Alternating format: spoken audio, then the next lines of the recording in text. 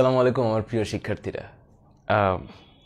আজকে 24 নভেম্বর 2020 মঙ্গলবার, সন্ধ্যা 6:15, 6:10, 12 এবং আজকে তোমাদের সবাইকে স্বাগত জানাচ্ছি ফিজিক্সের তরঙ্গ এবং শব্দ এই অধ্যায়ের লেকচার, সেকেন্ড লেকচার। আমরা প্রথম লেকচারে অধ্যায়টার বেসিক নিয়ে আলাপ করেছিলাম, অধ্যায়টাতে কি কি ধরনের প্রবলেম হতে পারে সেটা নিয়ে আলাপ করেছিলাম এবং তোমাদেরকে বলেছিলাম যে তোমরা একটু কষ্ট করে যদি সম্ভব হয় বইটা রিডিং পড়ো, বইটার মধ্যে কি কি আছে একটু জানার চেষ্টা করো এবং তোমাদের যদি কোনো প্রবলেম থাকে এটা আমার সাথে শেয়ার করতে পারো।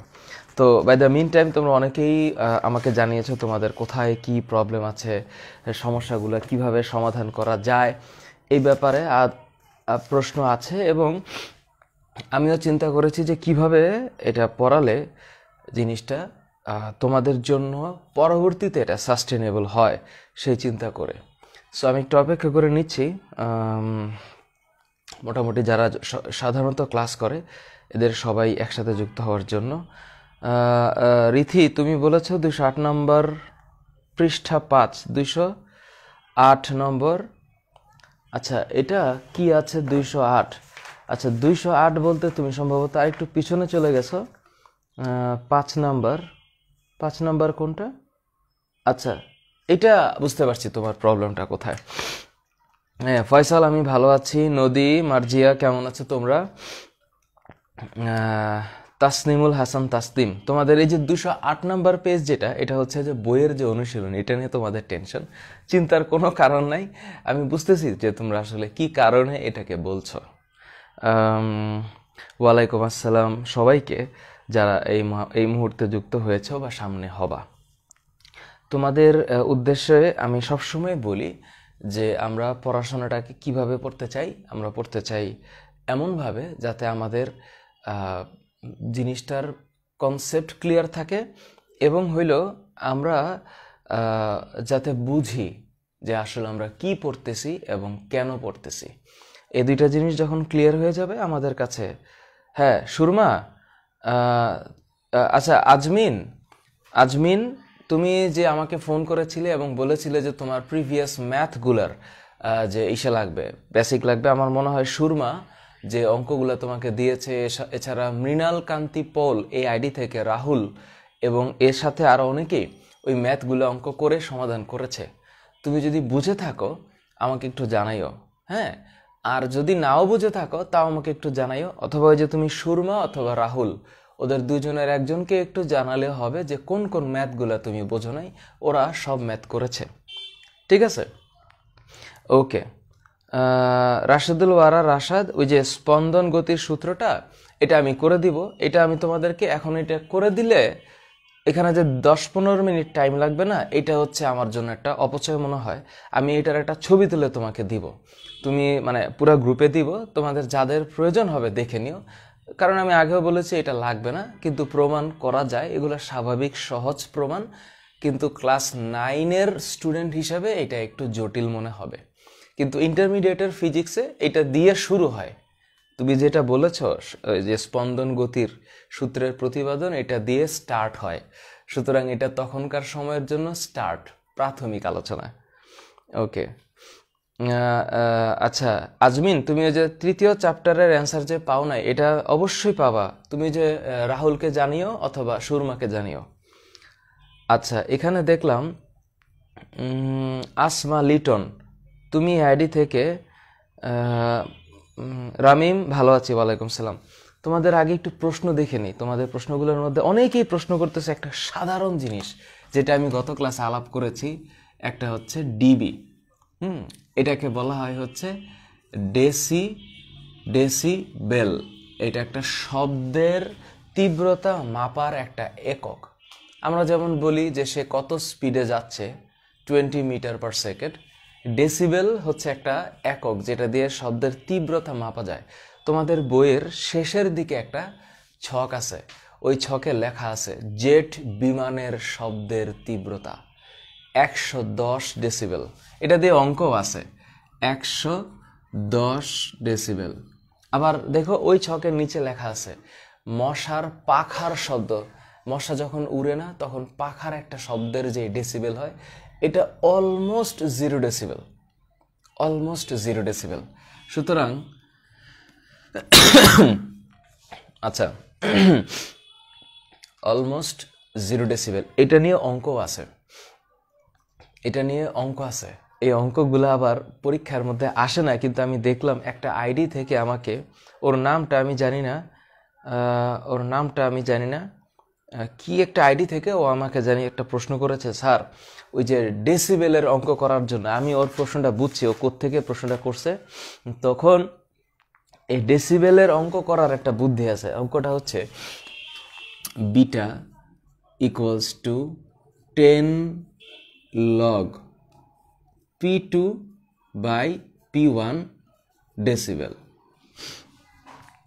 ও আমাকে, বুঝতে পারছি, ও এই অঙ্কটা নিয়ে টেনশন করতেছে। আমি জানি না তুমি যে আইডি থেকে আমাকে এটা বলেছ তুমি আছো কি না, আমাকে একটু জানিও। তোমাদের অনেকের দেখলাম, প্রিয়া তোমার জন্য অনেক শুভকামনা। এই সূত্রের ম্যাথ আছে এই চ্যাপ্টারে, যে ম্যাথগুলো করার জন্য মানে করো এই অঙ্কগুলো একদম সোজা, কিন্তু অনেকের কাছে মনে হইতে পারে যে এই অঙ্কগুলা কেমন, কিন্তু আমি গ্যারান্টি দিচ্ছি যে এগুলো তোমাদের এবারের সিলেবাসের মধ্যে অন্তর্ভুক্ত না, এটা নিয়ে চিন্তাও করার দরকার নেই। তবে আমি করে দিব, সূত্রটা যেহেতু আমি লিখেছি, এই ধরনের অঙ্ক আছে, ডেসিবেলের অঙ্ক। তখন প্রশ্ন করে যে মশার কম্পনের শব্দ জেট বিমানের শব্দের কত গুণ, তো ডেসিবেলের হিসাবের অঙ্ক হয়। যেমন আমি যদি তোমাকে একটা সিম্পল প্রশ্ন করি, প্রশ্নটা আমি কালেক্ট করেছি, এই প্রশ্নটা হচ্ছে কি যেন,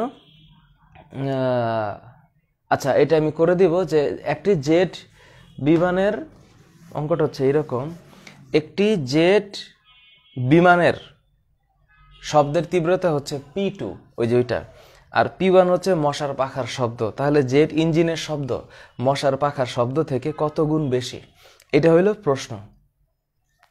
এখন এটা যদি প্রশ্ন হয়, এখন তোমরা, আমি জানি না তোমাদের এখানে সবাই যুক্ত হয়েছে কিনা। আচ্ছা, Nowrin Hossain, sir Z decibel 110 থেকে, আচ্ছা আচ্ছা, আপনার অসুখ মিম, আমি একটু অসুস্থ, একটু মানে ঠান্ডাটা লাগছে আর কি, বুঝছো না। ওকে, সাদিয়া আহমেদ চৌধুরী, এডিবি খালিদ মাহমুদ হালিম আইডি থেকে, হ্যাঁ থ্যাংক ইউ, সমস্যা নাই। আচ্ছা, তাসনিমুল হাসান, তাসনিম, তুমি যে বললা না যে এইগুলো তুমি কই পাবা, আমি তো শিওর, তাইলে তুমি তো বইটাই দেখো নাই। তোমার বইটাতে তুমি এই যে দেখছো একদম সবার শেষে তোমাদের বইয়ের মধ্যে একদম পেজ নাম্বার কত, 206, এই যে দেখছো 206 নাম্বার পেজ, এই 206 নাম্বার পেজের মধ্যে এই যে এখানে লেখা আছে। আমি এই জন্য তোমাদেরকে বারবার বলি যে তোমরা একটু বইটাকে খুব সুন্দর করে ভালো করে পুরো লাইন বাই লাইন পড়ো। এই অঙ্ক তোমার সিলেবাসে নাই, কিন্তু বিভিন্ন কোচিং সেন্টারে, বিভিন্ন স্কুলের, ক্যাডেট কলেজে অনেক টিচার আছেন যারা হচ্ছে নতুন নতুন জিনিস পড়াইতে পছন্দ করেন। তো ওনারা যখন পড়ান, তখন পড়াইলে পরে ওইটা উনি প্রশ্নে দিয়ে দেয়, আর প্রশ্নে দিয়ে দেয় বলে সেটা টেস্ট পেপারে আসে, আর টেস্ট পেপারে আসলে স্টুডেন্টের সামনে আসে, আল্লাহ এটা যে এমন কেন, তখন আমার কাছে আসে যে স্যার এই ধরনের অঙ্ক আছে, তো এইগুলোতে কেমনে করব। এই যে এখানে লেখা আছে জেট ইঞ্জিন 110 ডেসিবেল, আর এই যে মশার পাখার শব্দ 0 ডেসিবেল। তখন অঙ্কটা হচ্ছে যে কিভাবে এই 10 ডেসিবেল এবং এটা করা লাগবে। একটু তুমি শুনো, এই যে মশার পাখার যে শব্দটা, এটাকে ধরা হয় হচ্ছে বিটা 1, আর এটা হচ্ছে বিটা 2, যেটা হচ্ছে বড়। তো ইউজুয়ালি এদের যে শব্দের তীব্রতার পার্থক্য সেটা হচ্ছে বিটা। এই পার্থক্যটা হচ্ছে এইরকম। তো ধরো যে 110 থেকে 0 বাদ দিলে কত থাকবে, 110 থেকে 0 বাদ দিলে 110ই থাকবে। তার মানে কি আমি বুঝলাম, আমি এটা কেন তোমাদের দেখাচ্ছি, হঠাৎ করে মানে একটা আনইউজুয়াল জিনিস দিয়ে শুরু করি আর কি। তো অনেকে বলেছে যে স্যার এটার পার্থক্যটা কিভাবে বুঝবো। এই বিটা মানে হচ্ছে যেই দুইটা শব্দ তীব্রতা দিবে তার পার্থক্য এটা। এখন আমাকে যে দিছে জেট বিমান, হ্যাঁ, জেট বিমান এটার যে তীব্রতা এটাকে আমরা ধরবো হচ্ছে P2, ওই যে উপরে পাওয়ার। আর মশার পাখার শব্দ, হ্যাঁ, মশার পাখার শব্দ হচ্ছে P1, এই যে এটা।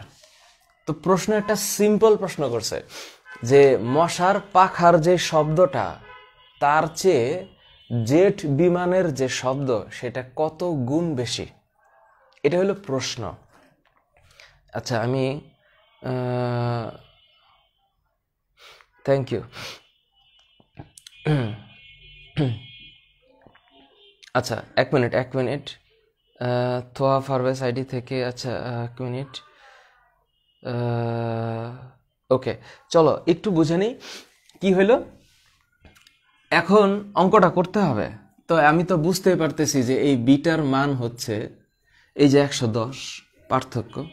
তাহলে আমি এটা বলতে পারি 110 ডেসিবেল ইকুয়াল টু 10, হ্যাঁ, log P2 by P1 decibel.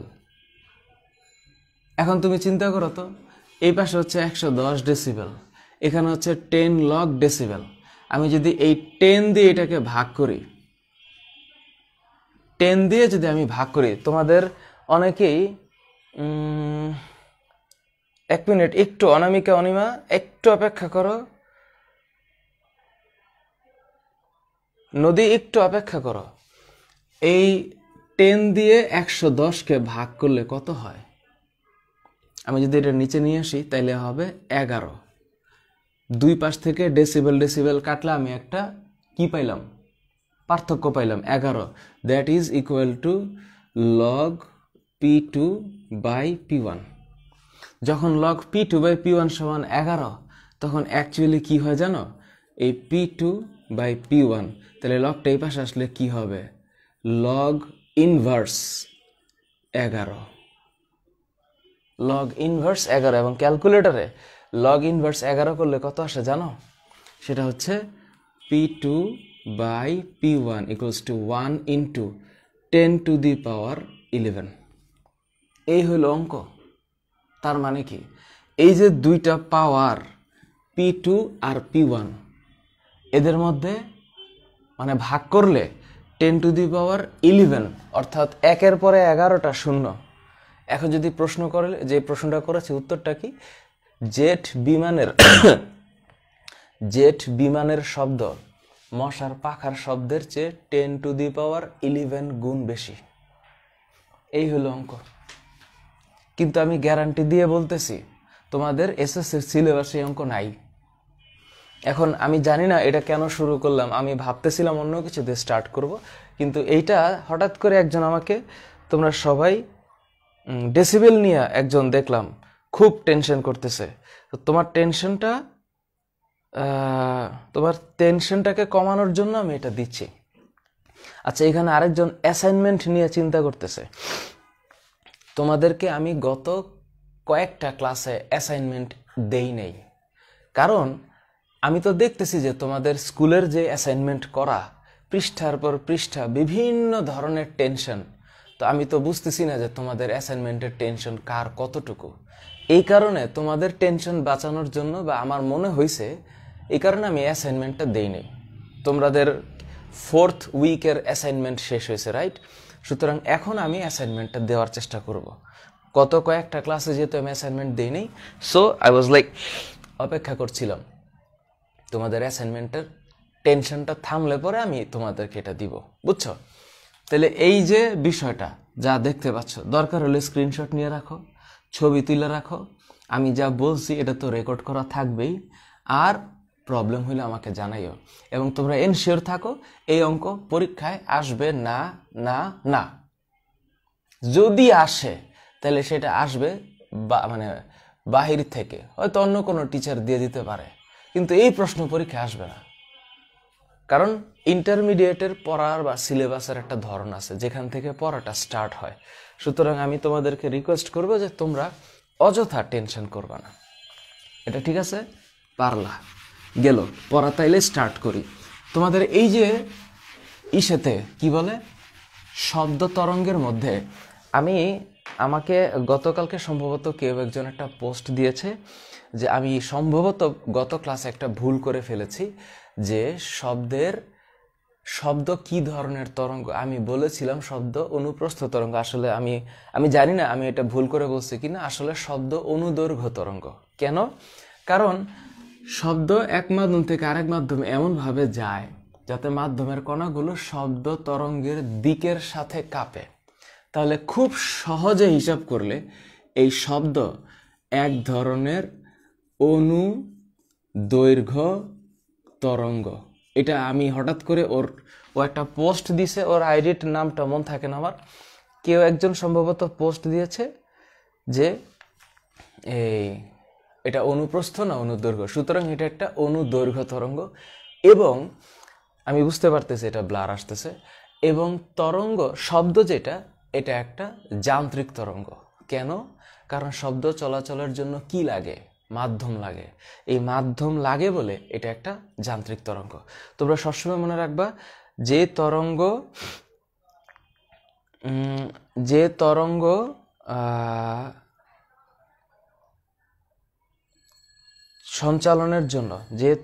সঞ্চালনের জন্য মাধ্যম লাগে না, বা কোনো মাধ্যম ছাড়াই যদি কোনো তরঙ্গ চলে আসতে পারে, এটার নাম তাড়িৎ চৌম্বক তরঙ্গ, বা ইংলিশে এটাকে ইলেকট্রোম্যাগনেটিক ওয়েভ বলে। আর যে তরঙ্গ চলাচলের জন্য মাধ্যম লাগে, এটার নাম শব্দ তরঙ্গ। তো এখন আমি তোমাদেরকে একটু রিকোয়েস্ট করব, তোমরা যদি একটু কষ্ট করে শব্দ তরঙ্গের যে বৈশিষ্ট্যগুলো আছে, ওই বৈশিষ্ট্যটা যদি একটু খোলো তোমাদের বইটাতে, হ্যাঁ, ফিজিক্সের বইটাতে একদম প্রথম দিকে 192 নাম্বার পেজে 192 নাম্বার পেজের নিচে তরঙ্গের বৈশিষ্ট্য লেখা আছে। ওই বৈশিষ্ট্যের 1 নাম্বার হচ্ছে যান্ত্রিক তরঙ্গের জন্য মাধ্যমের দরকার হয়। ফার্স্ট লাইন একটু বুঝো, যান্ত্রিক তরঙ্গের জন্য মাধ্যমের। আচ্ছা রাকিব রাহাত, তুমি বলেছো সমুদ্রের ঢেউ হচ্ছে কি ধরনের তরঙ্গ? এটা অনুপ্রস্থ তরঙ্গ। অনুপ্রস্থ তরঙ্গ, সমুদ্রের ঢেউ অনুপ্রস্থ তরঙ্গ। Thank you Lubna Nawar Chowdhury ID থেকে, thank you so very much. হ্যাঁ সাকিব আহমেদ, আমি বুঝতেছি। Roksana Sharmin Ruma, blur and interrupted, I understand. Tirtha Aich, বুঝতেছি আমি এখানে যে একটু ব্লারিং হচ্ছে। সমুদ্রের ঢেউ transverse wave, thank you. Srijan, তুমি 203 নাম্বার পেজটা বোঝো নাই বলেছ। আমি অপেক্ষা করতেছি এবং আমি এখনো বোর্ডে কিছু লিখি নাই। 203,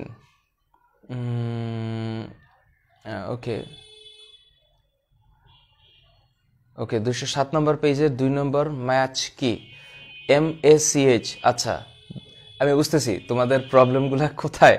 এগুলো খুব স্বাভাবিকভাবে বোঝা যায়, কারণ হচ্ছে তোমাদের নতুন কোনো শব্দটা আসলেই তোমাদের সামনে এটা একটা কঠিন একটা জিনিস মনে হইতে পারে।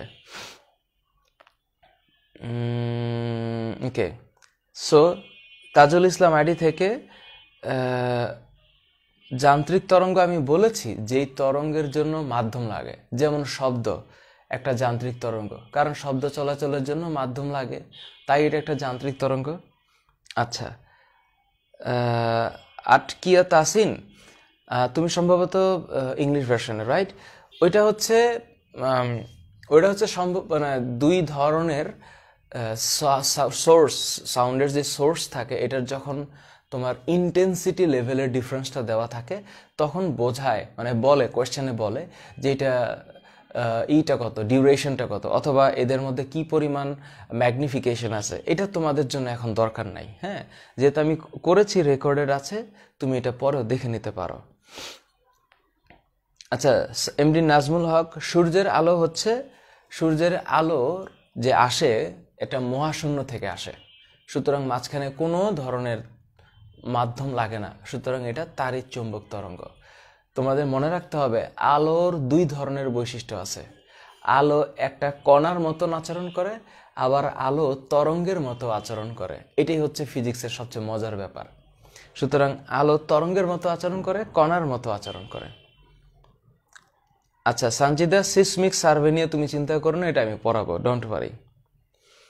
রঞ্জন, এখানে আসলে বিষয়টা হচ্ছে তাহমিদ বিন আজাদ আইডি থেকে, তুমি জানো না টিউনিং ফর্ক মানে হচ্ছে ফিজিক্সের ল্যাবে ওয়াই শেপের মতন বা ওয়াই আকৃতির মতন লোহার তৈরি অথবা স্টিলের তৈরি এক ধরনের যন্ত্র থাকে, যেটা দিয়ে আঘাত করলে এরকমভাবে কাঁপে। এটাকে টিউনিং ফর্ক বলে, বাংলায় হচ্ছে সুর শলাকা। এই সুর শলাকা দিয়ে এটা হয়। ওকে ওকে, তোমরা আমাকে যেই শব্দটা বোঝাতে বলছো সিসমিক সার্ভে, তোমরা সবাই আসলে যেটা বোঝা দরকার সেটা না বুঝে অন্যটার কথা বলছো। আমি তো বলেছি এটা আমি বোঝাবো, আমি অপেক্ষা করছি ব্লারটা কখন শেষ হয়, তাইলে আমি একটু ম্যাথে যাইতে পারি, এবং বাই দ্য মিনিটে আমি তোমাদের উত্তরগুলো দিচ্ছি। আমি আগেও বলেছি যে আমি জানি শব্দের বেগ শূন্য মাধ্যমে বাতাসে 332 degree Celsius, 332 metre per second.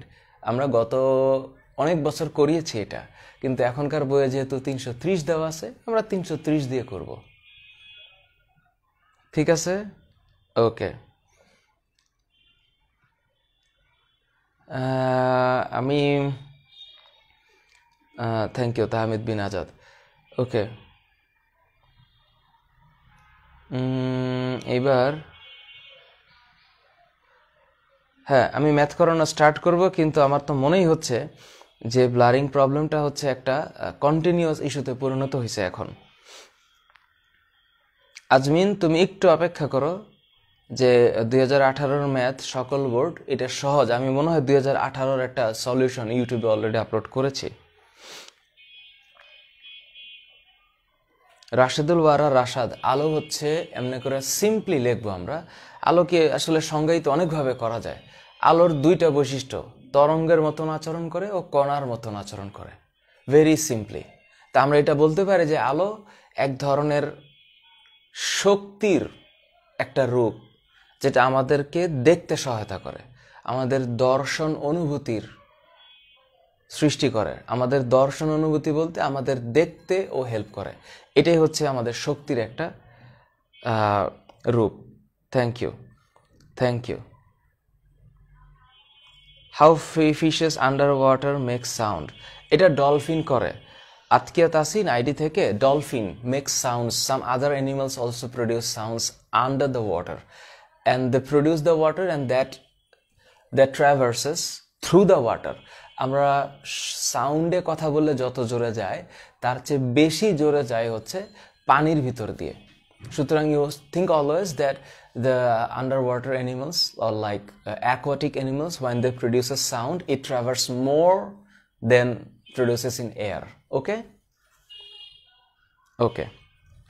এখন প্রশ্ন হচ্ছে, স্যার তোমরা 192 নাম্বার পৃষ্ঠাটা খোলো। এখানে তোমরা দেখো, এখানে তোমাদের 192 নাম্বার পেজে দেখো 1 2, এই যে দেখো 3, এই যে 4 5 6, এখানে 6টা বৈশিষ্ট্য দেওয়া আছে তরঙ্গের। এটা কিন্তু ঠান্ডা মাথায় বোঝা লাগবে। প্রথম বৈশিষ্ট্য হচ্ছে যান্ত্রিক তরঙ্গের জন্য মাধ্যম লাগে। সুতরাং সহজ হিসাব, যেই তরঙ্গের জন্য মাধ্যম লাগবে ওটা যান্ত্রিক তরঙ্গ বা মেকানিক্যাল ওয়েভ। সিম্পল, আর বলা দরকার নেই। একটা মাধ্যমের ভেতর দিয়ে যখন তরঙ্গ যেতে থাকে, তরঙ্গের কণাগুলো নিজ অবস্থান থেকে কাঁপে। So this is also important, যে কণাগুলো তরঙ্গের মধ্যে আছে মনে হয়, সেই কণাগুলো জায়গা পরিবর্তন করে না। সেই কণাগুলো জায়গা পরিবর্তন করে না, এরা নিচের জায়গা থেকে স্পন্দিত হয়। এটা মনে রাখতে হবে, ঠিক আছে? এইবার 3 নম্বর দেখো, তরঙ্গের ভেতর দিয়ে শক্তি এক স্থানে অন্য স্থানে যেতে পারে। তার মানে কি? তরঙ্গের সংজ্ঞায় আমরা কি বলি? তরঙ্গ হচ্ছে এমন একটি পর্যাবৃত্ত আন্দোলন যা এক স্থান থেকে অন্য স্থানে শক্তি ও তথ্য সঞ্চার করে। তার মানে তরঙ্গের ভিতরে শক্তি প্রবাহিত হয়, এবং এই কারণেই হচ্ছে আমরা মোবাইলে ইন্টারনেটে কথা বলতে পারি। এই যে আমি যে এখানে ক্লাস করাচ্ছি, এটা তোমার কাছে পৌঁছাচ্ছে তরঙ্গের কারণে। হ্যাঁ, মোবাইল ফোন ইন্টারনেট কিভাবে কাজ করে আমাদেরকে স্যাটেলাইট বুঝতে হবে। 4 নাম্বার হচ্ছে সব তরঙ্গেই একটা বেগ থাকে। অবশ্যই তরঙ্গের একটা বেগ আছে না। আমরা যখন তরঙ্গের বেগ চিন্তা করি তাহলে ওয়েভ ভেলোসিটি একটা বিষয়, যে একটা তরঙ্গ প্রতি সেকেন্ডে কতটুকু দূরত্ব অতিক্রম করতেছে। সুতরাং এটা তরঙ্গ বেগ বা ওয়েভ ভেলোসিটি, এটা হচ্ছে কথা। 5 নাম্বার হচ্ছে তরঙ্গের প্রতিফলন হয়, প্রতিসরণ হয়। এবং এই 6 নাম্বার যে টপিক, এটা তোমাদের একটু মাথায় রাখতে হবে। 7 নাম্বার সেটা কি, এটা মনে রাখবা। তোমাদের বইয়ে যেটা দেওয়া আছে, আমি জানি না এটা তোমাদের কাছে কেমন লাগে, কিন্তু ধরো এরকম একটা দেওয়া আছে না, যে এই একটা তরঙ্গ আর হচ্ছে এই আরেকটা তরঙ্গ, তরঙ্গের উপরিপাতন হয়। কথাটা হচ্ছে তরঙ্গের উপরিপাতন হয়, অর্থাৎ একটা তরঙ্গ আরেকটা তরঙ্গের উপরে চলে আসতে পারে, এটাকে উপরিপাতন বলে। যদি এই তরঙ্গ দুইটা তুমি উভয় ক্ষেত্রে খেয়াল করো, এইটার তরঙ্গের উপরের দিকটা উপরে, এটার নিচের দিক নিচে, এটার সাথে যদি সিমিলার টাইপের একটা তরঙ্গের উপরিপাতন হয়, তাহলে এই তরঙ্গের বিস্তার বেড়ে যাবে, তরঙ্গের শক্তি বেড়ে যাবে। সুতরাং শক্তি আর বিস্তার বেড়ে যাবে। তখন কি হবে? তখন এটার চেহারাটা হবে একটু এই রকম। তার মানে কি, এই বিস্তারটা কতটুকু? এই বিস্তারটা হচ্ছে ধরো 5 সেন্টিমিটার সাপোজ, তাহলে এটা ধরো 10 সেন্টিমিটার। তার মানে একটা তরঙ্গ যখন আরেকটা তরঙ্গের উপরে পড়ে, তখন যদি একই ধরনের তরঙ্গ হয়, যে এখানে তরঙ্গ শীর্ষ এবং তরঙ্গ পাদ, ইংলিশে এটাকে ট্রাফ অ্যান্ড ক্রেস্ট বলে। শব্দটা মনে রাখবা, এটাকে বলা হয় ক্রেস্ট আর এটাকে বলা হয় ট্রাফ।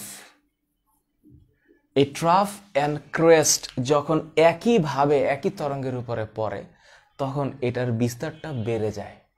আবার উল্টা ঘটনা ঘটতে পারে, যখন এই তরঙ্গটার সাথে এই তরঙ্গটা পড়বে, দুইটা একদমই অপোজিট, তাই না?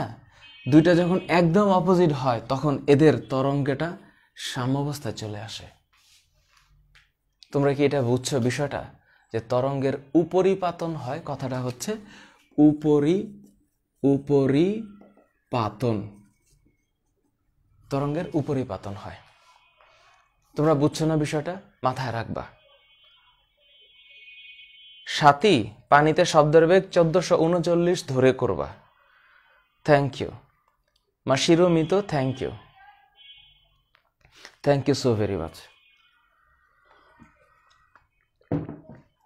আচ্ছা, এইবার আসি, এটা একটু মুছে দিই। হ্যাঁ, এটা তোমরা পারবা, আমি এটা সহজ জিনিস তোমাদেরকে বললাম। এখন আসি, এই যে আমি লিখলাম না শব্দ অনুদৈর্ঘ্য তরঙ্গ, এর সাথে বলা যায় যে শব্দ এক ধরনের যান্ত্রিক তরঙ্গ।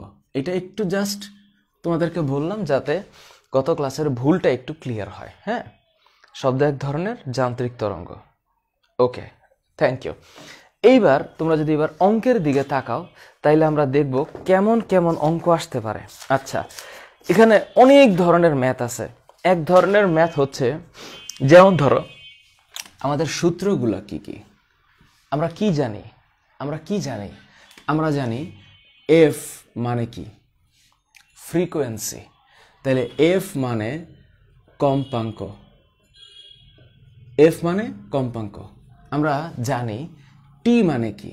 টি মানে হচ্ছে দোলনকাল, এটা আমাদের লাগবে, এবং এটার একক সেকেন্ড, কম্পাঙ্কের একক হার্জ, এটা আমরা মানতেই হবে। এরপরে হচ্ছে আমাদের ভি মানে কি? ভি মানে হচ্ছে তরঙ্গ বেগ, এবং এটার একক হচ্ছে মিটার পার সেকেন্ড।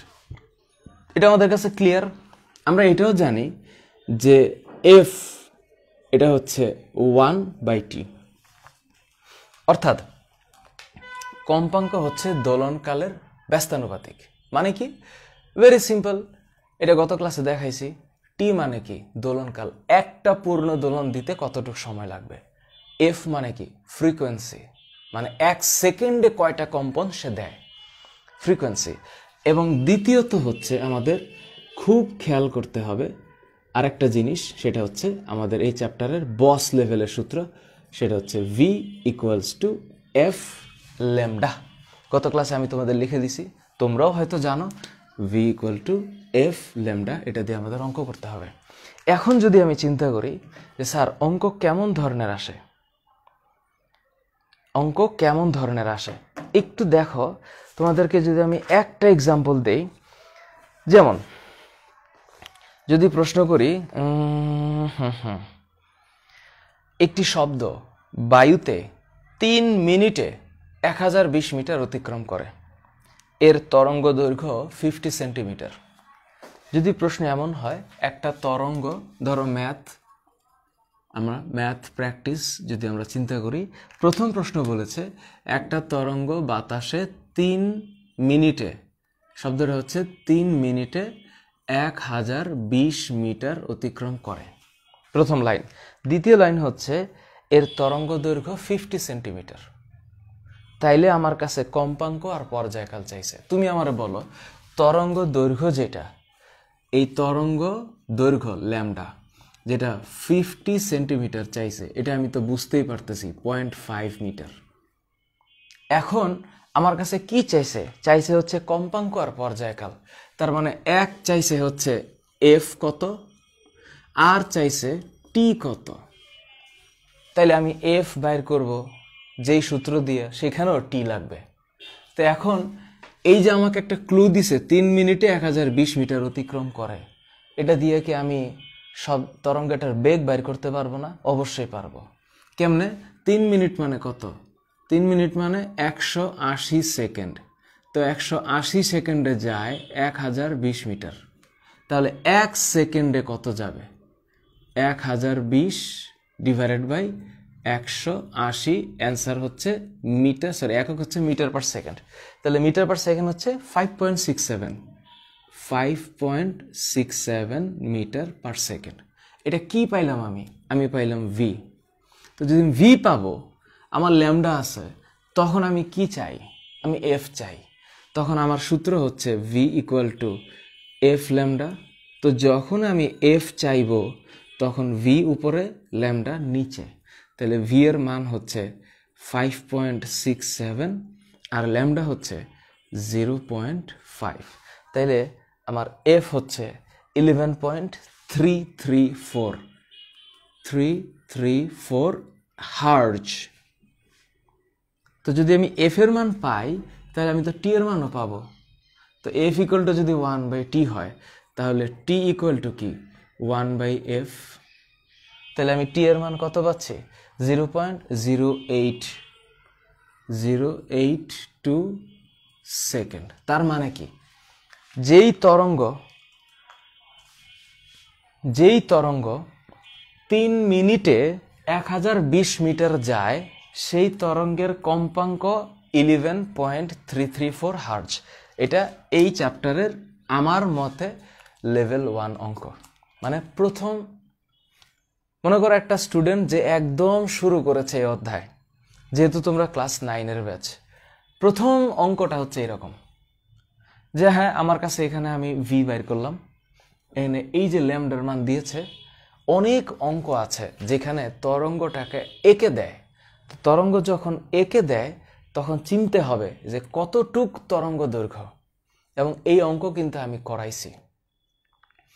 আমি যে তোমাদেরকে একটা ভিডিওর লিঙ্ক দিয়েছি, যে একটা হচ্ছে তরঙ্গ নিয়ে, একটা হচ্ছে শব্দ নিয়ে, একটা হচ্ছে শব্দ এই অধ্যায়ের ম্যাথ নিয়ে, আর একটা হচ্ছে সরল দোলক নিয়ে। তোমরা কি আমার সরল দোলকের ভিডিওটা দেখছো? আমি আরেকটা ভিডিও লিঙ্ক তোমাদেরকে দিব, সরল দোলকের গাণিতিক সমাধান, এইটারও একটা ভিডিও আমি বানিয়েছি। মানে এখন পর্যন্ত এই অধ্যায়ের আপলোড করা 5টা ভিডিও আমার আছে, শুধু বেসিক নিয়ে। আর এটার উপরে তো লেভেলের শেষ নেই। এটা আসলেই হচ্ছে বাচ্চা অঙ্ক। Thank you. তাহলে ধরো আমরা আরেকটু এটা সেমি বাচ্চা লেভেলের অঙ্কে যাই। এইগুলো অঙ্ক তোমাদের কাছে বাচ্চা লাগারই কথা, এবং এটা আমিও বিশ্বাস করি, কারণ এটা যদি এখন বাচ্চা না লাগে তাইলে আমার পরের অঙ্কগুলা করাইতে কষ্ট হবে। চলো আমরা একটু করে উপরের দিকে যাই। হ্যাঁ, এখন আমরা একটু একটা জাম্প দিব। যদি বলে যে এইটা একটা মাধ্যম এবং এইটা আরেকটা মাধ্যম, চলো এবার আমরা একটু মজার অঙ্কটাতে যাই। টেস্ট বুঝতে হবে অঙ্কের। তুমি আমার একটা সহজ কথা বলো যে এইটা হচ্ছে একটা তরঙ্গ আর এইটা হচ্ছে একটা তরঙ্গ, এই দুইটা তরঙ্গের মধ্যে আসলে কিসের পার্থক্য আছে? তোমরা যদি এই কনসেপ্ট বোঝো তাহলে এর পরের অঙ্ক তোমাদের কাছে বাচ্চা অঙ্ক মনে হবে। কেমন? এখানে তুমি তাকায় দেখো, তোমার এই জায়গা থেকে এই জায়গা পর্যন্ত এই পুরাটা হচ্ছে তরঙ্গ দৈর্ঘ্য, রাইট? কথা ঠিক আছে, কিন্তু এইখানে তরঙ্গ দৈর্ঘ্য দেখো, এই যে এখান থেকে এই পর্যন্ত, অর্থাৎ এতটুক হচ্ছে তরঙ্গ দৈর্ঘ্য। তার মানে তুমি একটা কিন্তু সাধারণ চিন্তা করতেছ, যেই তরঙ্গের তরঙ্গ দৈর্ঘ্য বেশি, ল্যামডা বেশি, তার কিন্তু কম্পাঙ্ক কম হবে। তোমরা একটু প্লিজ মনে রাখো, V equal to F lambda. Okay, এখন যদি আমি চিন্তা করি এফ ইকুয়াল টু কি, ভি বাই ল্যামডা। এখন মনে করো ভি ধ্রুবক, ভি কি ধ্রুবক, শব্দের বেগ ধ্রুবক ধৈর, তাহলে ভি যদি আমি ধ্রুবক ধরি তাহলে আমি এটা বলতে পারি না যে এফ ইকুয়াল টু ধ্রুবক ইন্টু 1 বাই ল্যামডা? পারি। তাহলে যখন আমি ধ্রুবক ট্রুবক সব উড়াই দিব তখন আমার সামনে এটা একটা চলে আসবে, এরকম একটা সম্পর্ক যে F is proportional to 1 by lambda. তার মানে ল্যামডা যত বেশি হবে, ল্যামডা যত বেশি হবে, এফ তত কম হবে। তোমরা প্লিজ মাথার মধ্যে এটা সেট করে রাখো, কারণ এই যে এখন আমরা একটু সেমি বাচ্চা লেভেল অঙ্ক করব। যত ল্যামডা হবে, ল্যামডা যত বেশি হবে তত এফ কম হবে। আবার ল্যামডা যত বেশি হবে শব্দের বেগ তত বেশি হবে। এটা কি বোঝা গেছে? এখন আমরা একটু এই কনসেপ্ট অ্যাপ্লাই করে অঙ্ক করব। ঠান্ডা মাথায় মনে রাখবা, যখনই তরঙ্গ দৈর্ঘ্য বাড়বে, এটা কেন চিন্তা করতেছি বলতেছি, কারণ একটু পর অঙ্ক আছে এটা নিয়ে। তরঙ্গ দৈর্ঘ্য বাড়লেই কম্পাঙ্ক কমবে। কোনো কিছু তরঙ্গ দৈর্ঘ্য বাড়া মানে কম্পাঙ্ক কমা, আর কোনো তরঙ্গের তরঙ্গ দৈর্ঘ্য বাড়া মানে শব্দের বা তরঙ্গের বেগ বাড়া। ওকে, ক্লিয়ার? ওকে, ডান। এইবার এতটুক আমরা বুঝলাম। এখন যদি স্যার একটা প্রশ্ন চিন্তা করি, যে প্রশ্নটা অনেকবার আসছে, পি এবং কিউ দুইটা মাধ্যম, খেয়াল করো, এইটা হচ্ছে পি মাধ্যম, এটা হচ্ছে কিউ মাধ্যম। এই অঙ্ক আমি করাইছি, তবে এবার একটু মজার ব্যাপার আছে। এই দুইটা মাধ্যমে শব্দের বেগ 320 360। তার মানে এইটার ভিতরে শব্দের যে বেগ, এটা হচ্ছে 320 মিটার পার সেকেন্ড। এইখানে শব্দের যে বেগ, এটা 360 মিটার পার সেকেন্ড। এবং এই অঙ্ক সবচেয়ে কমন, পরীক্ষায় ম্যাক্সিমাম টাইম আসে, বোর্ডেও আসে। এবং মাধ্যম দুটির তরঙ্গ দৈর্ঘ্যের পার্থক্য। এইবার আসো, তাহলে এটা হচ্ছে পি মাধ্যম, তাহলে এটা হচ্ছে ল্যামডা পি, তাহলে এটা হচ্ছে ল্যামডা কিউ, যেটা আমরা জানি না। এবং বলছে পার্থক্য এত হলে 60 বার কম্পনে কিউ মাধ্যমে কত দূর যাবে। আমাকে এই ডেটা দিয়ে রাখছে যে এই পি একটা মাধ্যম, যেটা ইচ্ছা মনে করো, যে কোনো মাধ্যম, ওই মাধ্যমে শব্দের বেগ 320, আর কিউ আরেকটা মাধ্যম যে মাধ্যমে শব্দের বেগ 360। এবং এই দুই মাধ্যমের যেই তরঙ্গ দৈর্ঘ্যের পার্থক্য, ল্যামডা পি ল্যামডা কিউ, এটা কিন্তু আমার বলে নাই, বলছে তরঙ্গ দৈর্ঘ্যের পার্থক্য। পার্থক্য মানে ল্যামডার পার্থক্য 0.15 মিটার। এইবার হচ্ছে মজাটা, প্রশ্ন করছে যে এমন যদি হয় তাহলে এই কিউ মাধ্যমে যদি একটা সুর শলাকা 60 বার কাঁপে, 60 বার, 60 বার কাঁপে, তাহলে কত দূর যাবে? তাহলে শব্দ কত দূর যাবে? যদি এটা শব্দ তরঙ্গের নিয়ে প্রশ্ন। তুমি কি প্রশ্ন বুঝছো? প্রশ্ন বুঝছো? এটা কোন বোর্ড আমার মনে নাই। আমার মনে হয় তোমরা একটু কষ্ট করে কোনো ধরনের অ্যাটাচমেন্ট দিবা না। এই যে এই ধরনের অ্যাটাচমেন্টগুলো আছে না, এই যে এই ধরনের, এগুলো দিও না, নট নেসেসারি। এইবার দেখো, তাইলে তোমার কাছে একটা বোর্ড, একটা চ্যাপ্টার, একটা মাধ্যম পি আর একটা মাধ্যম কিউ, দুইটার বেগ দেওয়া আছে, কোনো তরঙ্গ দৈর্ঘ্য কোনোটার দেওয়া নাই, কিন্তু পার্থক্য দেওয়া আছে। যখনই পার্থক্য দেওয়া থাকবে তোমার মাথায় চিন্তা হবে তাইলে আমার ক্লু কি? ক্লু হচ্ছে এই যে বাবাজি বেগ, শব্দের বেগ পি, এই যে ভি, পি মাধ্যমের চেয়ে কিউ মাধ্যমে বেশি। তাইলে আমি কি বুঝলাম? আমি বুঝতেছি যে শব্দের বেগ কিউ মাধ্যমে বেশি পি মাধ্যমে। তাইলে আল্লাহর বান্দা, এই যে কিউ পি এর চেয়ে বেশি, তাইলে ল্যামডা কিউ অর্থাৎ এই মাধ্যমের তরঙ্গ দৈর্ঘ্য, তা আমি একটু আগে বললাম না তরঙ্গ দৈর্ঘ্য বেশি হলে শব্দের বেগ বেশি হয়। তাহলে শব্দের বেগ যেহেতু 360 বেশি, তাহলে কিউ বেশি, কিউ এই ল্যামডা পি এর চেয়ে বেশি। তাহলে সেই হিসাবে এটা ঠিক আছে। ওকে, ডান।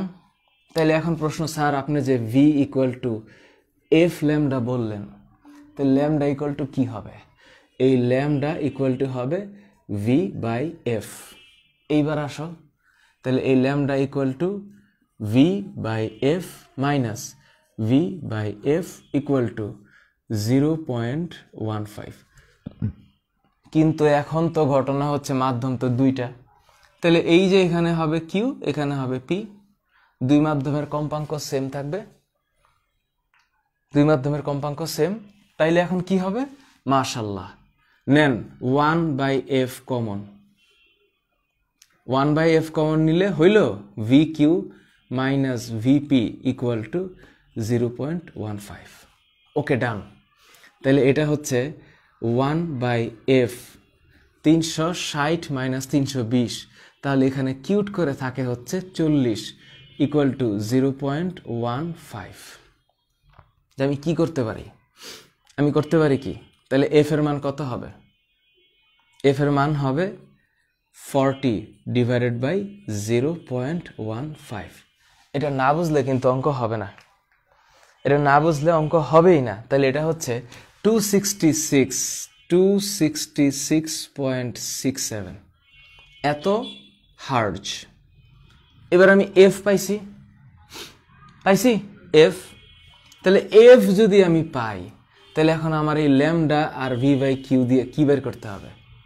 তা আমি যেহেতু জানি lambda is equal to V by F, আমাকে বলছে না কিউ মাধ্যমে 60 বার কাঁপলে কত দূর যাবে, তো আমি এখন ল্যামডা বাইর করব, তাহলে তো আমার ঘটনা হয়ে গেল। আমার এফ পাইছি, আমি ভি কিউ আছে, তাহলে আমি যদি এটা কিউ জানি, তাহলে এখন আমি এটার কিউ পাবো। এখন আমি যদি সুন্দর করে এই ল্যামডা কিউ বাইর করতে চাই, তাহলে তো কিউট করে আমি 360 রে ভাগ দিয়ে দিব 266.67। এটা হচ্ছে মিটার পার সেকেন্ড, এটা হচ্ছে পার সেকেন্ড। হিসাব করলে ল্যামডা কিউ এর মান আসে 1.35 মিটার, অলমোস্ট 1.35 মিটার। এইবার আসো ল্যামডা মানে কি? ল্যামডা মানে হচ্ছে যে এই যে আমার একটা তরঙ্গে টোটাল একটা স্পন্দনে কতটুক যায়, তাহলে 1.35 যায়। তাহলে আমি কিউ মাধ্যমে তরঙ্গ দৈর্ঘ্য বাইর করছি, প্রশ্ন করছে 60 বার কাঁপলে কত যাবে, তাহলে কিউ মাধ্যমে 60 বার কাঁপলে কই যাবে? তাইলে একবার কাঁপলে যদি 1.35 যায়, তাহলে 60 টাইমস কাঁপলে এটা যাবে হচ্ছে তোমার 81 মিটার, 81 মিটার। এই হইল অ্যান্সার। এইবার বলো তোমাদের কার কি মনের কথা আছে?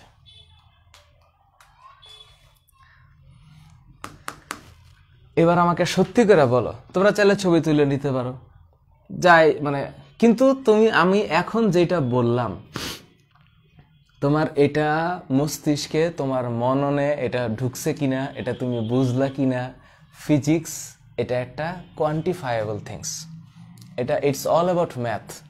তা আমি এতক্ষণ ধরে যে প্রাথমিক আলোচনা করছি, এইটা হলো তার ইমপ্লিমেন্টেশন, এটা হলো তার প্রয়োগ। এইবার আইসা তুমি বুঝলা কিনা। Thank you. আমার মনে হয় এটা থোয়া পারবেস, থ্যাংক ইউ। এটা 81 মিটার, বোঝা গেছে? পারবা? হ্যাঁ, তাহলে 81 মিটার। হ্যাঁ, হুরাই মন্ডল তুমি চাইলে স্ক্রিনশট নিতে পারো। Nodi thank you. Zakir Hossain ID থেকে thank you. Tahmid Bin Azad thank you so much.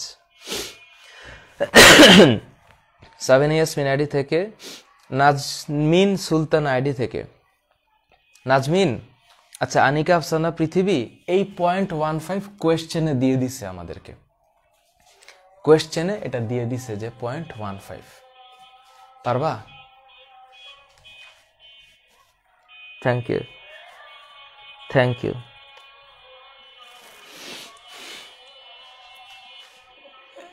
এইটা এখানে কোনো ভুল নাই। এই যে এই ক্যালকুলেশন বুঝতে কারো যদি সমস্যা হয়, আমি সরি। এখান থেকে এখানে যে আসছি এতটুকু হচ্ছে বেসিক ম্যাথ। এগুলো ফিজিক্স, কেমিস্ট্রি, বায়োলজির অন্তর্গত না। এটা হচ্ছে মানুষের সাধারণ জ্ঞান, যেটা এখান থেকে এখানে আসা, এবং এতে কোনো ধরনের প্রবলেম হওয়ার কথা না। একটু ব্লার হয়েছে না? ওকে ওকে, এইবার আসি পরের অঙ্কে। হ্যাঁ, পরের অঙ্কে আসি। এইবার আমি একটু মুছে নিই। হ্যাঁ, সমস্যা নেই, একটু ব্লারিংটা কাটুক। আমার এখানে আজানও হচ্ছে, আজানটা শেষ হয়ে যাবে এর মধ্যে। এইবার আসি। না না না, কম্পাঙ্ক সব ক্ষেত্রে এক থাকবে না। রাকিব রাহাদ, কম্পাঙ্ক সব ক্ষেত্রে এক থাকবে না, আমাদেরকে কম্পাঙ্কের হিসাব করে নিতে হবে।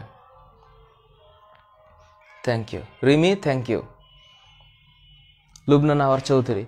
এবার চলো তোমাদেরকে আরেকটা অঙ্ক করাই, যে অঙ্কে তোমরা চিন্তা করবা এবার একটা মাধ্যম, একই মাধ্যম। হ্যাঁ, এই যে একই মাধ্যম, এখন আমাদের একটা মজার কাহিনী করতে হবে। সেটা হচ্ছে মাধ্যম এবার একটা, এবার একটু সহজ। তোমার মাথায় রাখতে হবে যে এইবার একটা মাধ্যম, এবং এই মাধ্যমে দুইটা কম্পাঙ্ক দেওয়া আছে। একটা হচ্ছে F1, এটা কত? 500 হার্জ। F1 হচ্ছে 500 হার্জ, আর F2 হচ্ছে 350 হার্জ। 350 হার্জ। এবার একটা মাধ্যম। এবার মজাটা হচ্ছে এরকম,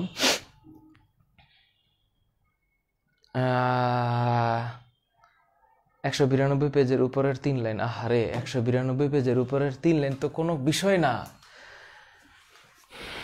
ওকে, কোনো একটা মাধ্যমে দুইটা কম্পাঙ্ক, এবং বলছে শব্দের কম্পাঙ্কের তরঙ্গ দৈর্ঘ্যের পার্থক্য 3 মিটার। এইবার আসো, ওরা এই লাইনটা বইলা ওরা লাস্টে একটা লাইন দিছে, সেটা হচ্ছে তরঙ্গ দৈর্ঘ্যের পার্থক্য, তরঙ্গ দৈর্ঘ্যের পার্থক্য 3 মিটার। এই একটা মাধ্যমে। এখন তুমি কি চিন্তা করতেছ? তরঙ্গ দৈর্ঘ্যের পার্থক্য মানে হচ্ছে ল্যামডা মাইনাস ল্যামডা সমান 3 মিটার।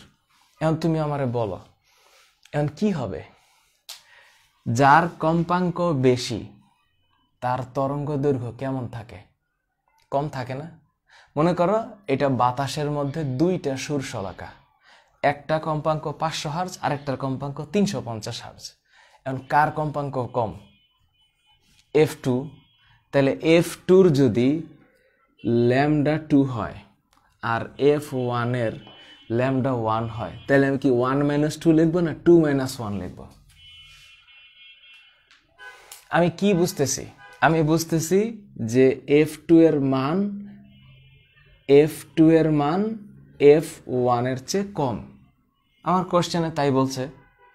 তাইলে ল্যামডা 2 যেটা আর ল্যামডা 1 যেটা, এটার মধ্যে সম্পর্ক উল্টা হবে, অর্থাৎ ল্যামডা 2 f2 এর চেয়ে বেশি হবে, কারণ এটার কম্পাঙ্ক কম, তাই এটা হবে 2 - 1। এটা না বুঝলে কিন্তু অঙ্ক করা লাভ হবে না। আমি কম্পাঙ্ক দেখছি, দুইটা শব্দের উৎস, মাধ্যম একটাই, কিন্তু প্রথমটার কম্পাঙ্ক 500, দ্বিতীয়টার 350। এই দুইটার মধ্যে যেটার কম তার তরঙ্গ দৈর্ঘ্য বেশি হবে, বেশি। এখন আমি কি জানি? Lambda = v/f। তাহলে আমি যদি এখন চিন্তা করি, তাহলে এটা হচ্ছে v/f minus v/f equal to 3 metre. এখন তুমি চিন্তা করো, মাধ্যম যেহেতু একটাই, তো শব্দের বেগ তো একই থাকবে। তো একই যদি থাকে, তাহলে এইটা হবে 2, এটা হবে 1। এই যে ল্যামডা 2 f2, ল্যামডা 1 f1, শেষ। এখন আমি কি করব? আমি v কমন নিব, তাইলে থাকবে 1/f2 minus 1/f1 equal to 3। এই ইকুয়েশনটা বুঝছো? কি করছি? আমি সির্ফ ভিটা কমন নিছি, 1/f2 1/f1টা ইকুয়াল টু 3। কঠিন? তোমরা একটা চিন্তা করে বলো কঠিন কিনা।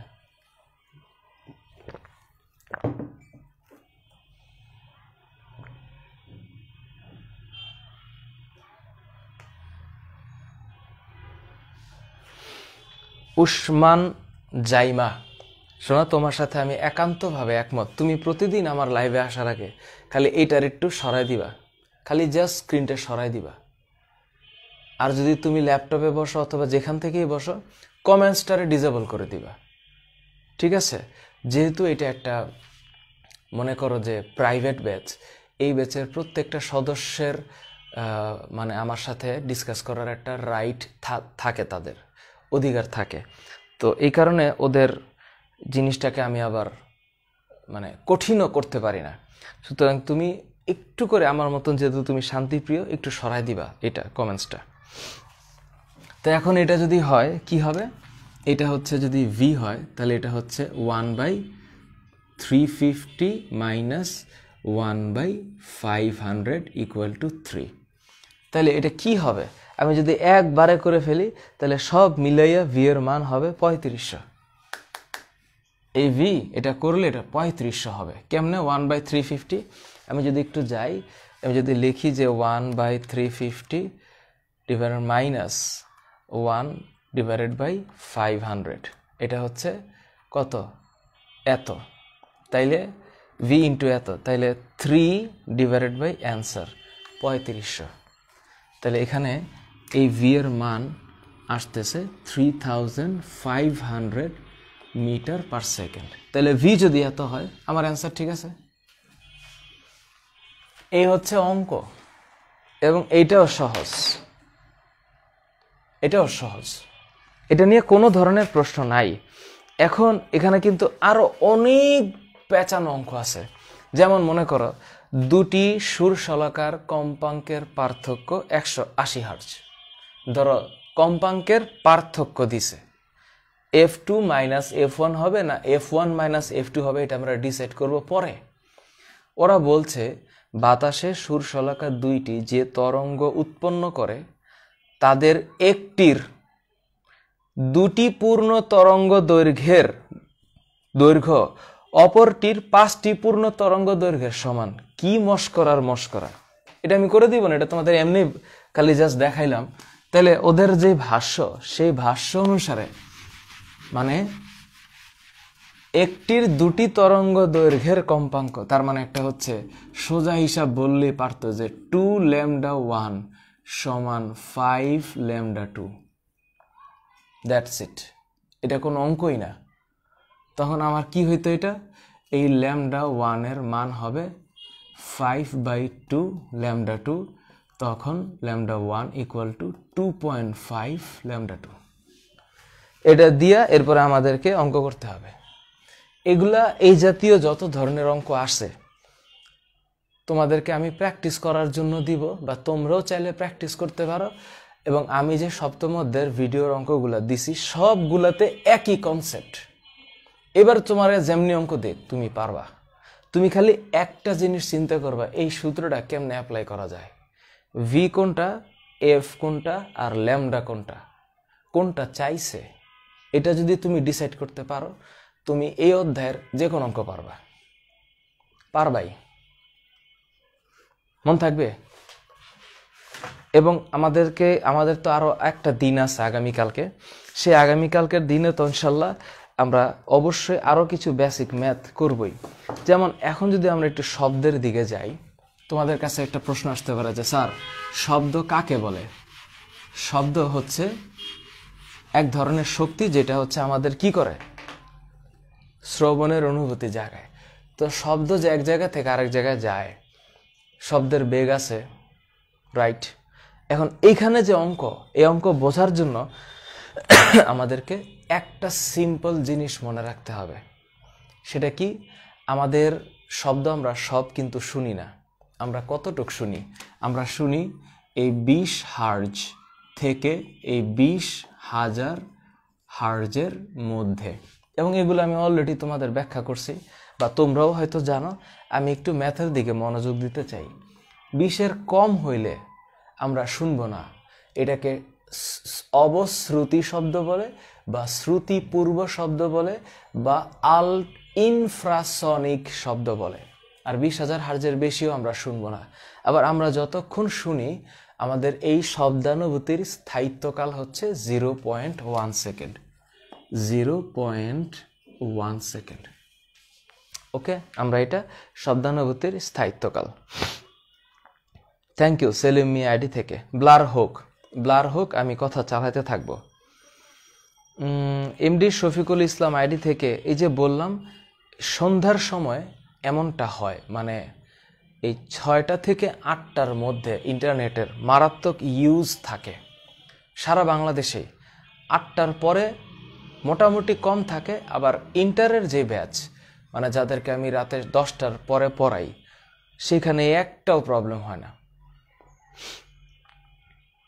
এবার এই অধ্যায়ের সবচেয়ে যেই অঙ্কটা পরীক্ষায় বারবার আসে, 2 ধরনের অঙ্ক আছে।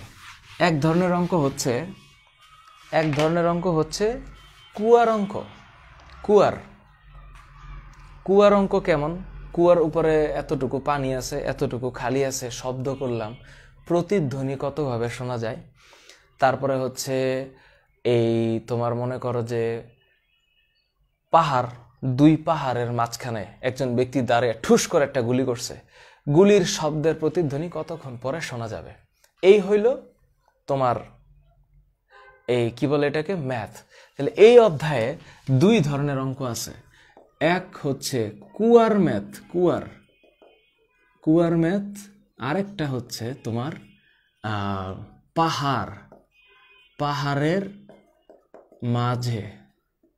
পাহাড়ের মাঝে ব্যক্তি। এই হইল এই অধ্যায়ের মানে বিষয়টা। এখন মনে করো যে পাহাড়ের মাঝে যখন ম্যাথটা থাকে, দেখো কুয়ার ম্যাথে কি হয় তার আগে একটু বলি। এইটা যদি মনে করো যে একটা বাধা, তুমি এখান থেকে শব্দ উৎপন্ন করলা, ঠান্ডা মাথায় বুঝো, শব্দ উৎপন্ন করলা, শব্দটা এখানে গিয়া একটা বাধা পাইল, বাধা পাওয়ার পরে আবার ফিরে আসলো। যদি শব্দটা ফিরে এসে বাধা পাওয়ার পরে আবার ফিরে আসে, এবং ফিরে আসার মাঝখানে অ্যাটলিস্ট 0.1 সেকেন্ডের বেশি হয়, 0.1 সেকেন্ড। কেন? এইটার ব্যাখ্যাও আমি দিছি তোমাদেরকে। সেটা হচ্ছে কুয়ার অঙ্ক অবশ্যই আছে, কুয়ার অঙ্ক অবশ্যই আছে। থ্যাংক ইউ তহুরা, এই অধ্যায়ের অঙ্কগুলো আসলে সহজ। থ্যাংক ইউ রাশেদুল ওয়ারা রাশাদ, তোমার উত্তরটা আমার খুব পছন্দ হয়েছে।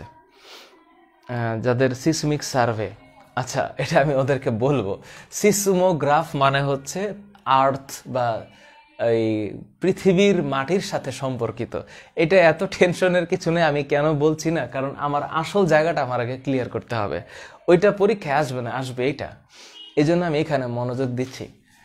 এইখানে যে সোর্স, শব্দের যে উৎস, এটা বাধা পাইল, রিফ্লেক্টেন্টে গিয়ে বাধা পেয়ে ফিরে আসলো, এবং ফিরে আসার মাঝখানে মিনিমাম টাইম হইতে হবে 0.1 সেকেন্ড।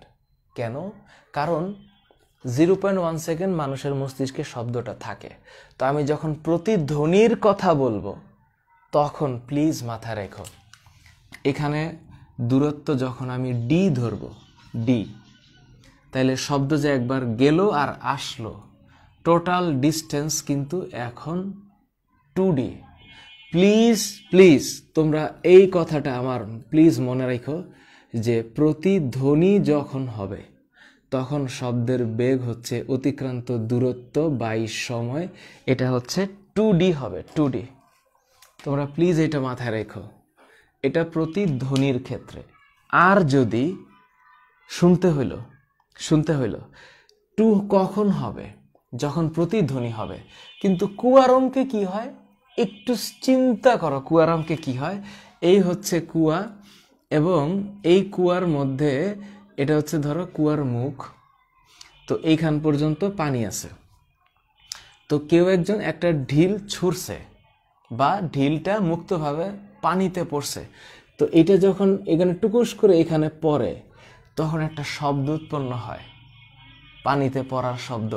এখন আমারে বলো, এই পানিতে পড়ার শব্দটা কোথায় উৎপন্ন হয়েছে? যেখানে পানি সেখানেই তো হবে। তাহলে শব্দটা যে ও শুনবে, এখানে ও যে শুনবে, ও তো একবারই শুনবে। তাহলে শব্দটা উৎপন্ন হইলো এইখানে, আর ও দাঁড়ায় আছে উপরে। তাহলে শব্দটা কেবল এখান থেকে এখানে ওর কাছে যাবে। তো যখন শব্দটা একবার যাবে ওর কাছে কুয়ার ক্ষেত্রে, তখন কিন্তু আমরা অঙ্কটা হিসাব করব যে v=d/t। তোমরা এটা প্লিজ মাথায় রেখো, প্লিজ। একটা হচ্ছে 2d/t কখন হবে? যখন প্রতিধ্বনি হবে। এই অধ্যায়ে আবার একটা অঙ্ক আছে না, যে দুই পাহাড়ের মাঝখানে দাঁড়াই একজন টুস করে গুলি করছে, এই পাহাড় থেকে একটা শব্দ শুনছে, 2 সেকেন্ড পরে ওই পাহাড় থেকে একটা শব্দ শুনছে, 3 সেকেন্ড পরে তৃতীয় আরেকটা প্রতিধ্বনি, সে শুনবে কি শুনবে না? দুই পাহাড়ের মাঝখানে দূরত্ব কত? এই হইল ওদের অঙ্ক। এগুলো কোনো অঙ্ক? একটাও কি কোনো কঠিন অঙ্ক? খালি কনসেপ্ট মেরে দিবা কি দুই পাহাড়ের মাঝখানে অঙ্ক। আবার অনেকে আমাকে প্রশ্ন করতেছে, স্যার শব্দের বেগ তো 332, আরে পড়ছি 330, এখন কোনটা লিখবো স্যার? এটা মনে হয় যে 5000 বার আমি এই প্রশ্নের উত্তর দিছি, যে বাবারা বইয়ের মধ্যে লেখা আছে 330, তোমরা 330 পড়ো। টেনশনের কোনো কারণ নাই, এত টেনশন করে কি হবে? একটু ভুল হইলেই স্টুডেন্টের ভিতরে মনে করো যে হায় আমি জানি কি করছি। হ্যাঁ, এটা আমি সত্য কথা, সিরিয়াস হওয়ার উচিত, কিন্তু 330 দিয়ে আমরা অঙ্ক করবো। আরেকটা মজার ব্যাপার হচ্ছে,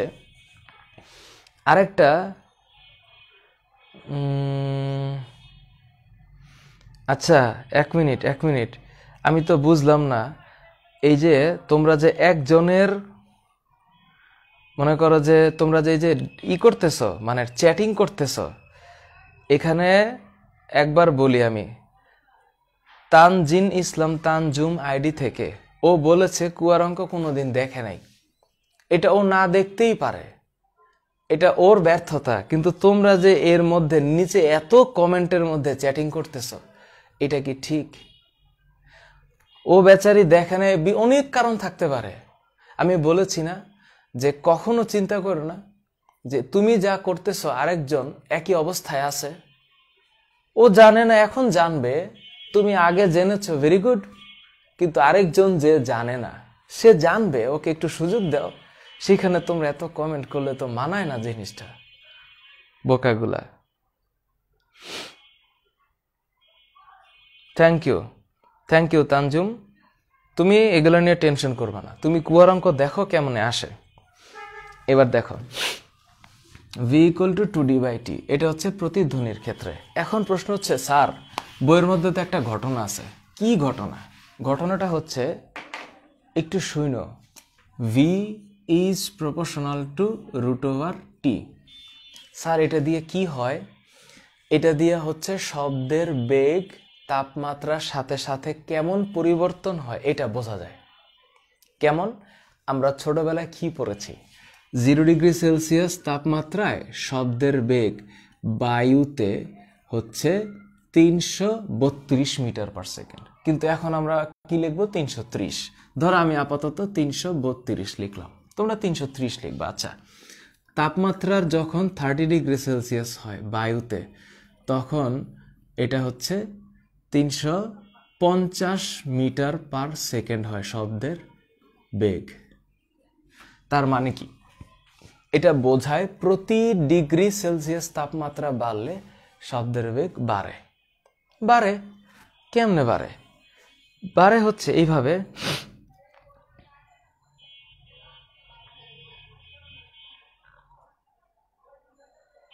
আচ্ছা এবার দেখো 0 ডিগ্রিতে 332 আর 30 ডিগ্রিতে 350। তাহলে তুমি একটু স্বাভাবিক সাধারণ চিন্তা করো, শব্দের তাপমাত্রা মানে বাতাসের তাপমাত্রা বাড়ছে 30 ডিগ্রি আর শব্দের বেগ বাড়ছে 18। 32 থেকে 50 হয়েছে, 18 বাড়ছে। তাইলে 1 ডিগ্রি বাড়লে শব্দের বেগ বাড়ে কত?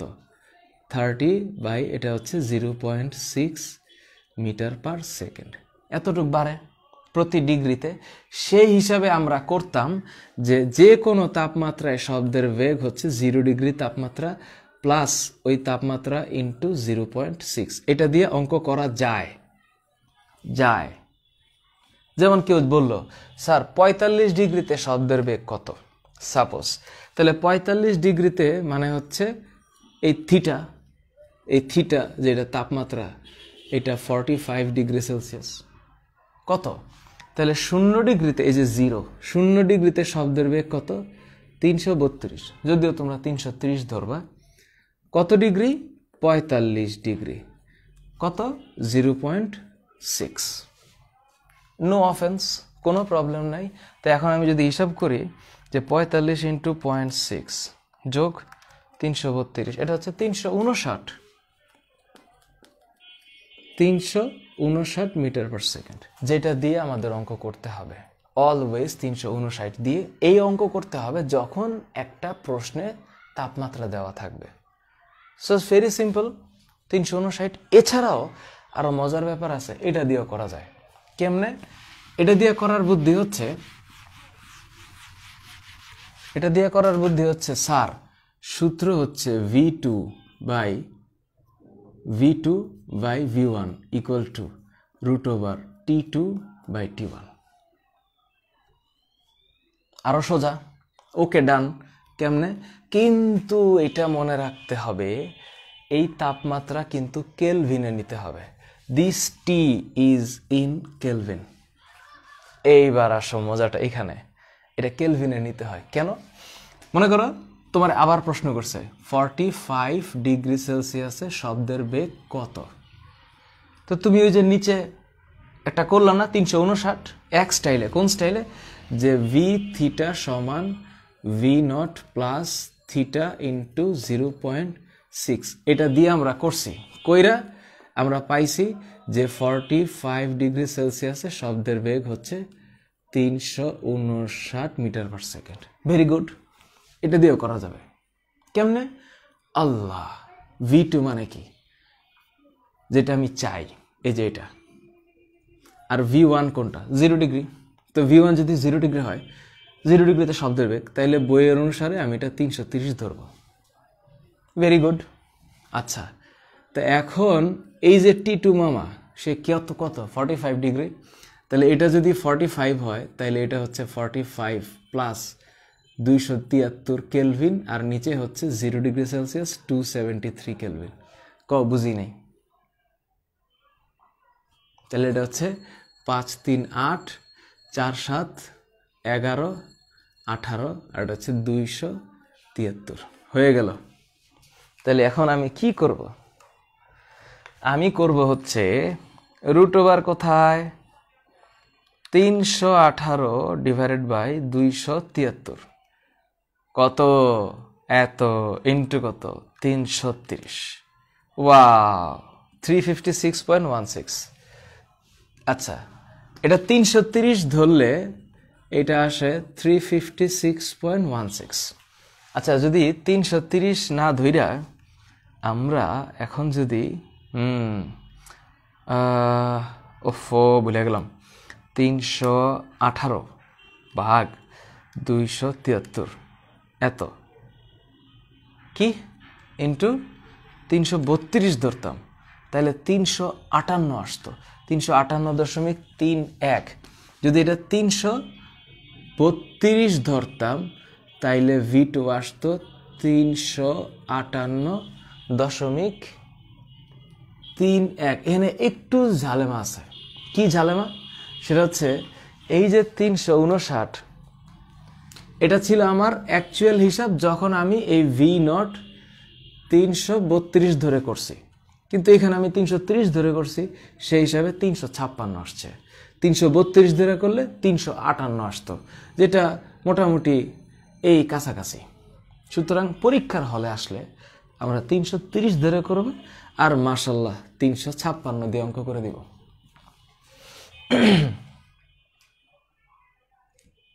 মনে থাকবে? থাকবে মনে? সত্যি করে বলো। তাইলে এই যে ভ্যারিয়েশন, এই ভ্যারিয়েশন নিয়ে চিন্তার কিছু নেই। এখানে স্টুডেন্ট চিন্তা করে, স্যার হাই হাই হাই আমি তো শেষ হয়ে গেলাম, কোনটা দিয়া করব স্যার? আসলে এগুলো নিয়ে কোনো টেনশনের কারণ নাই। লেখাপড়া কি টেনশনের জিনিস? লেখাপড়া তো হইল কি মজার জিনিস। আর ভুল তো মানুষ করবেই, যেমন আমিও ভুল করি মাঝে মধ্যে। আমি এমন ভুল করি, মনে করো যে হাসতে হাসতে শেষ।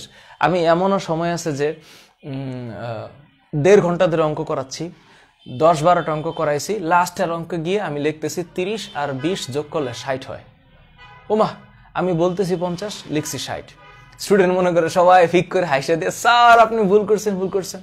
1.5 ঘন্টা ধরে অঙ্ক করাইছি, কোনো সমস্যা নেই, ওই যে লাস্টে একটু বাস হয়েছে, ওই দিন আমার জীবনটা শেষ।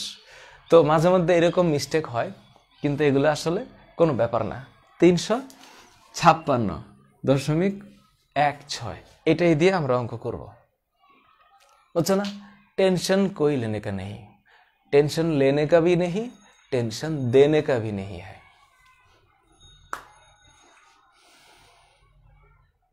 ওকে, ভেরি গুড। এইবার দিলাম মুইছা। তাইলে এই চ্যাপ্টারের অঙ্কগুলোর মধ্যে কি কি অঙ্ক আছে? এক হচ্ছে কুয়ার অঙ্ক। তানজিম তুমি শোনো, কুয়ার অঙ্কে কি হয়? কুয়ার অঙ্কে বলে দিবে, মনে করো সৈয়দ ইখতিয়ার উদ্দিন মোহাম্মদ বখতিয়ার খলজি, তিনি তার নানার বাড়ি রাজশাহীর চাপাই নবাবগঞ্জে গিয়ে জবের কাজ করেছে। কুয়ার পাশে গিয়ে একটা পাথর ফেলে দিয়েছে। কি একটা জবের ব্যাপার! পাথর টুকুস করে পানির মধ্যে পড়ে 0.35 সেকেন্ড পরে সে একটা শব্দ শুনতে পারলো। চিৎকার করে নানাকে সে বলল, নানা এ কি হলো নানা, জবের ব্যাপার, পানির নিচে পাথর ফেলে দিলাম, পাথরের শব্দটা শুনতে পেয়েছি, এখন পানির নিচে কতটুকু গভীরতা সেটা বের করতে হবে।